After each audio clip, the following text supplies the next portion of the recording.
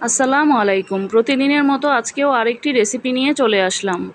আজকে মাত্র কয়েকটি উপকরণে মিষ্টির দোকানের মতো করে সাগরদানা সন্দেশ বা গুটি সন্দেশ তৈরি করে দেখাবো।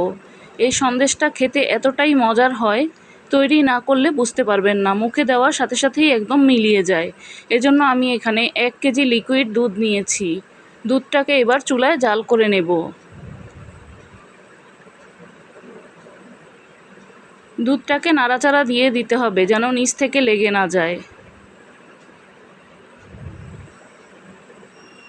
দুধটা যখন বলক চলে আসবে তখন চুলাটা একদম মাঝারি হিটে রেখে দুধটাকে জাল করে নিতে হবে।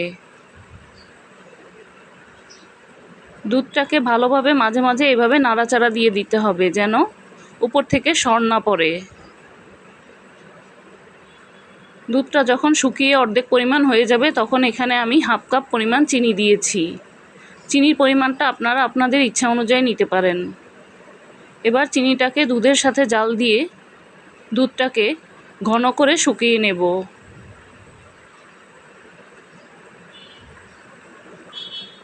জাল হতে হতে দুধটা এখন অনেকটাই ঘন হয়ে গেছে।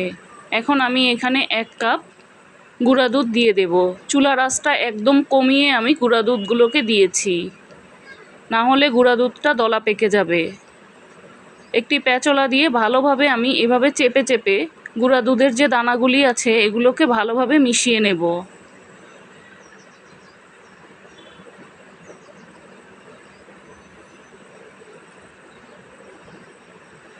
নাড়াচাড়া করতে করতে এবার গুঁড়া দুধটাকে ভালোভাবে মিশিয়ে নিয়েছি।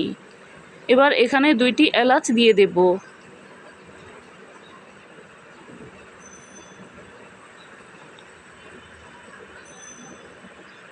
এভাবে অনেকটাই ঘন হয়ে আসবে।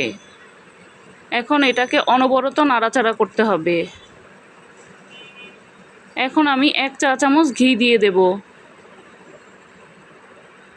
ঘিটা দেওয়ার পর অনবরত নাড়াচাড়া করতে হবে যেন এবার নিচ থেকে লেগে না যায়। যখন এই রকম আঠালো হয়ে আসবে তখন আরও 1 চামচ ঘি দিয়ে দেব। দিয়ে এবার আরও কিছুক্ষণ জাল করে নেব।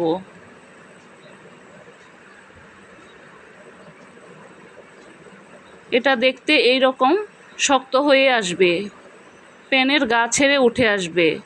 এবার আমি এটাকে কিছুটা ঠান্ডা করে নেব, খুব বেশি ঠান্ডা করব না।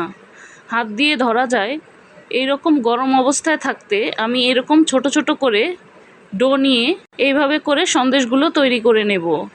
মিষ্টির দোকানে এই সন্দেশগুলো ঠিক এভাবেই তৈরি করে। সন্দেশগুলো তৈরি করতে করতে হাতটা আঠালো হয়ে গেলে মাঝে মাঝে হাতটাকে ধুয়ে নিয়ে আবার তৈরি করব। সবগুলো সন্দেশ আমি ঠিক একইভাবে তৈরি করে নিয়েছি। চাইলে আপনারা এইভাবে করেও রেখে দিতে পারেন।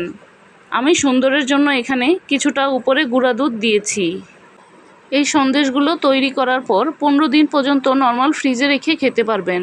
গুঁড়া দুধে গড়িয়ে নেওয়া হয়ে গেলে এবার আমি এই সন্দেশগুলোকে নর্মাল ফ্রিজে 2 ঘন্টার জন্য রেখে দেব।